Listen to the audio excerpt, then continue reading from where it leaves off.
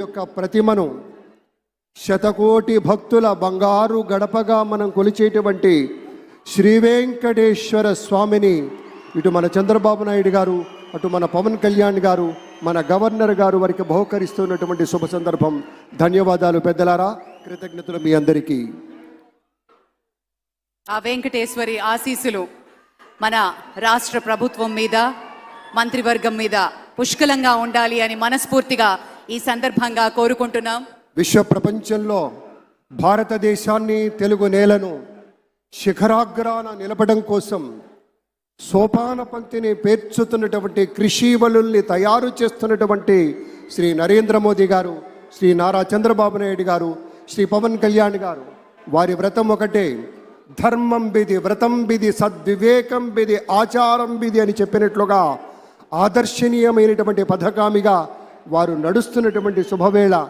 మళ్ళీ మళ్ళీ ఈ రాష్ట్ర ప్రజలు వారికి కృతజ్ఞతలు చెప్తూ ఉంటారు. మన చంద్రబాబు గారు, మన పవన్ కళ్యాణ్ గారు ప్రత్యేకంగా కృతజ్ఞతలు చెప్పారు. అలాగే వేదికకి కుడివైపునున్నటువంటి ప్రముఖులు అందరి దగ్గరికి కూడా పేరు పేరున వెళ్ళి పలకరిస్తున్నటువంటి శుభవేళ.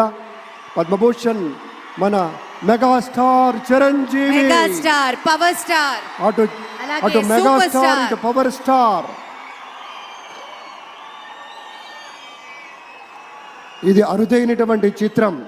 అలాగే మన పెద్దలు బాలయ్య బాబు గారు,